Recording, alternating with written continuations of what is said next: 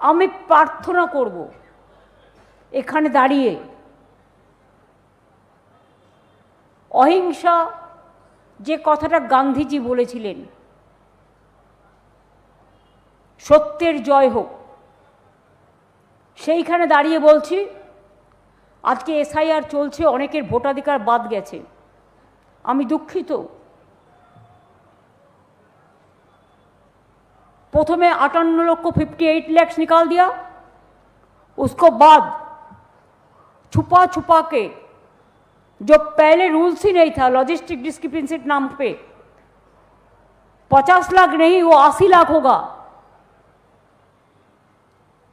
अगर 20 लाख हम मत में की बीज पकड़े तो 1,20,00,000 लोगों का नाम बाद चला जाएगा।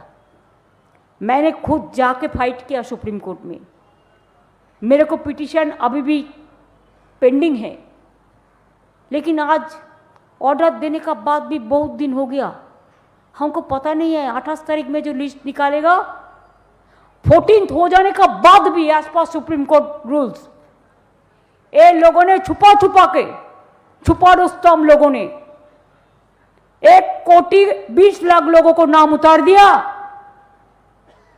आफ्टर 14th कि लॉग इन उसका पास में है। ऑर्डर भी हो गया, 4-5 दिन हो गया कोर्ट का, उसका बाद भी काम शुरू नहीं हुआ। मेरे को पता नहीं है 28 तारीख में जब लिस्ट निकालेंगे तो लोगों को मन में जिसको नाम नहीं रहेगा कितना दुख होगा। I pray for them in front of my मान स्तंभ कि लोगों को अधिकार मत छीनने दो, लोगों को अधिकार वापस दो। हम इसी के लिए हम प्रे करके जा रहा है।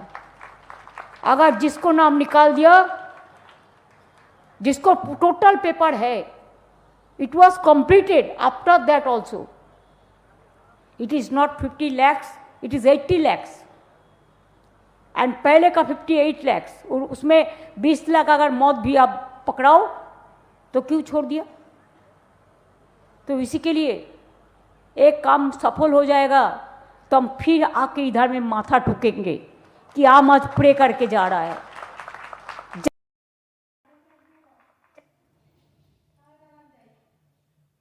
বন্ধুরা আপনারা কেমন আছেন অবশ্যই কমেন্টে জানাতে পারেন। তো আপনারা যে ভিডিওটি দেখলেন কালকে ভবানীপুরের ভিডিও, জৈন ধর্মের কোনো একটি অনুষ্ঠানে মাননীয় মুখ্যমন্ত্রী গেছিলেন এবং আমি তো অবাক, ভগবানের সামনেও হাত জোর করে তিনি এইভাবে মিথ্যা কথাগুলো বলে গেলেন। জানি না ভগবান কি তার ডাকে সাড়া দেবেন কিনা, কিন্তু কীভাবে মিথ্যা কথাগুলো বললেন। প্রথমে যে মিথ্যা কথা আপনারা সকলে যে 58 লক্ষ প্রথমে নাম বাদ গেছিল, তিনি ধরেছেন 20 লক্ষ ডেড ভোটার বা ভুতুরে ভোটার, কিন্তু সংখ্যাটা হবে 24 লক্ষ। 24 লক্ষ হচ্ছে ভুতুরে ভোটার। তারপরে বাদ বাকি যে সমস্ত লোকের নামগুলো বাদ গেছিল তাদেরকে কেউ খুঁজেই পায়নি, কারণ মাননীয় মুখ্যমন্ত্রী বিওলো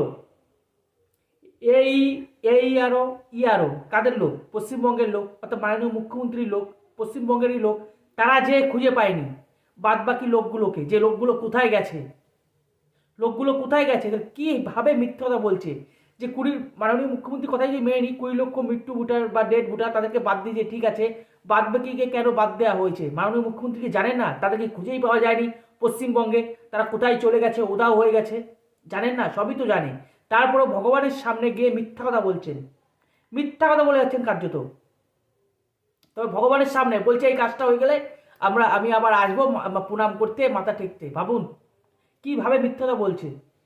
ভবানীপুর থেকেও তো 44,000 লোক নামে, 44,000 জনের নাম বাদ গেছে। মাননীয় মুখ্যমন্ত্রী কয়জনকে আনতে পেরেছেন সামনে যে এই দেখুন এনার কাগজপত্র ঠিক আছে, এনার নাম বাদ গেছে? একটা লোককেও আনতে পারেননি। তারপরেও কেন মিথ্যা কথা বলা হচ্ছে? সামনে ভোট, তাই কি রাজনীতি করা হচ্ছে? কিভাবে রাজনীতি করছে? ও যে 58 লক্ষ নাম নিকাল দিয়া এমনি বাদ দিয়েছে, 24 লক্ষ সেখানে ডেড ভোটার, আর বাদ বাকি লোকেদের খুঁজে পাওয়া যায়নি যে পশ্চিমবঙ্গের কোন জেলায় বসবাস করে, পশ্চিমবঙ্গের কোন স্থানে বসবাস করে, তাদের নাম খুঁজেই পাওয়া যায়নি। এবং আপনিও পারেননি এবং আপনার সরকারও পারেনি তাদেরকে পশ্চিমবঙ্গে আনতে বা নির্বাচন কমিশনের সামনে দাঁড় করাতে যে এই দেখুন এনেছি, আপনারা ভুল করেছেন। সেই কাজটাও তো আপনারা করতে পারেননি, এখন এসে আপনি কথা বলছেন। ভালো লাগলো যে ভগবানের সামনে এসে মানুষ কীভাবে মিথ্যে কথা বলে, তার জলজান্ত প্রমাণটা আপনারা দেখতে পেলেন। তারপরে আরেকটি প্রসঙ্গে আসলেন যে 80 লক্ষ নিয়েও কথা বললেন, কিন্তু 80 লক্ষ নিয়ে কথা বলার কি আছে? এখন যে 80 লক্ষ পেন্ডিং যে যাচাই বাছাই করা হচ্ছে সেটা তো কোর্টের মাধ্যমে হচ্ছে, সেখানে কথা বলার কি আছে? আমি তো খুঁজে পাচ্ছি না। তাও মাননীয় মুখ্যমন্ত্রী বললেন, এবং তিনি একটা কথা স্পষ্ট, তিনি যে কথাটি বললেন প্রায় 1,20,00,000 নাম নাকি বাদ যাচ্ছে, এটা আমি বলছি না, এটা খোদ মাননীয় মুখ্যমন্ত্রী বলছেন। মানে তিনি চিন্তিত, তিনি ভাবছেন যে 1,20,00,000 নাম বাদ যাচ্ছে, এবং তিনি বলছেন মানুষদের খুব কষ্ট হবে। আমার তো মনে হয় মানুষের থেকে আপনারা বেশি কষ্ট হচ্ছে, কারণ আপনার ভোট ব্যাংক কমে যাবে। অবশ্যই আপনারা কমেন্টে জানান যে মানুষ খুব কষ্টে রয়েছে, যাদের নাম বাদ যাবে তারা খুব কষ্টে মানে থাকবে, এবং 1,20,00,000 লোকের নাম বাদ যাচ্ছে। তো এই নামটা যদি না যায়, তিনি ভগবানের ওইখানে যাবেন এবং প্রণাম করে আসবেন, সেই ইচ্ছা আপনার পূর্ণ হবে না। কারণ মিথ্যাবাদীদের, মানে মিথ্যা কথা বলছেন, তো মিথ্যা কথা ভগবান শোনে না, কার্যত শোনে না। এবং এই থেকে বোঝা যাচ্ছে যে মাননীয় মুখ্যমন্ত্রী কতটা চাপে রয়েছে, কতটা আতঙ্কে। একদিকে দেখুন, তিনি বলে দিচ্ছেন যে 1,20,00,000 নাম বাদ যাচ্ছে, মানে তিনি নিজেও জানেন যে এই সমস্ত লোক হয়তো অবৈধ। তিনি নিজেও স্বীকার করে নিলেন কার্যত এই কথার মাধ্যমে যে 1,20,00,000 নাম বাদ যাবে।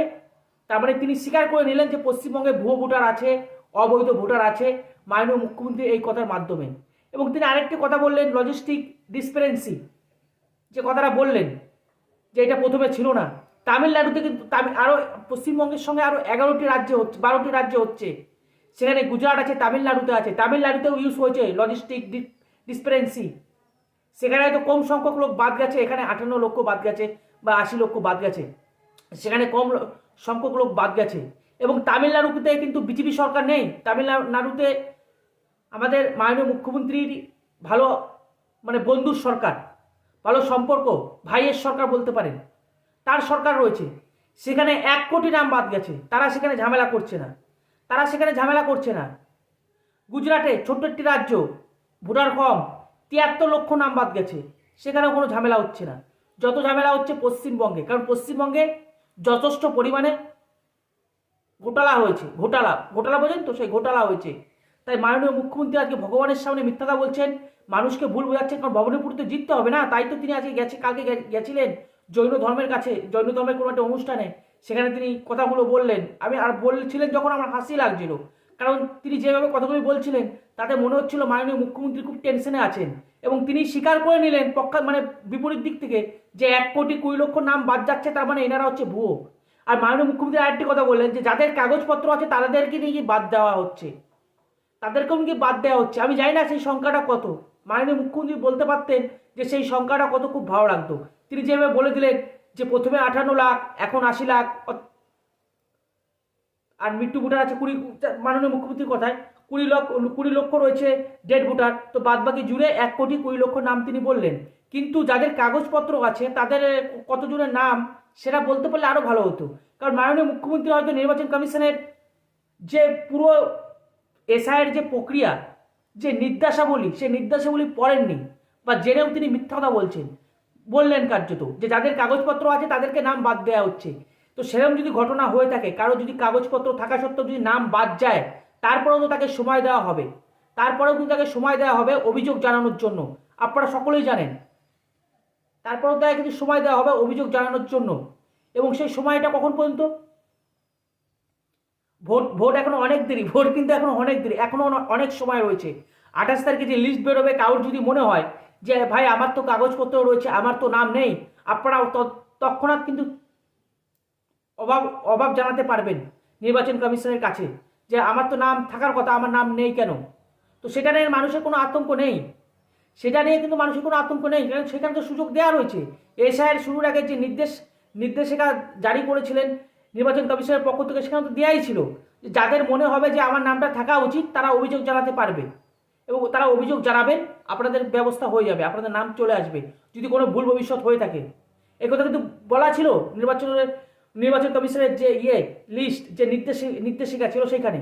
তারপরেও মাননীয় মুখ্যমন্ত্রী বলছেন যাদের কাগজপত্র আছে তাদেরকেও বাদ দেওয়া হচ্ছে। কত কষ্ট হচ্ছে আপনারা দেখতে পাচ্ছেন, কত কষ্ট হচ্ছে। আসলে কষ্ট হচ্ছে ওই যে 1,20,00,000 নাম বাদ যাচ্ছে, বা 1,10,00,000 নাম বাদ যাচ্ছে, অর্থাৎ এসআইআরটা সঠিকভাবে হচ্ছে। কারণ মাননীয় মুখ্যমন্ত্রীর মনের ইচ্ছা ছিল পশ্চিমবঙ্গে এসআইআর বন্ধ করব, তাই তো তিনি ছুটে চলে গেলেন সুপ্রিম কোর্টে। কি হলো? একটাও কোনো কিছু কাজ করতে পারলেন? একটাও কোনো আশা পূর্ণ হলো না। আপনি চেয়েছিলেন পশ্চিমবঙ্গে এসআইআর বন্ধ হোক, হলো না।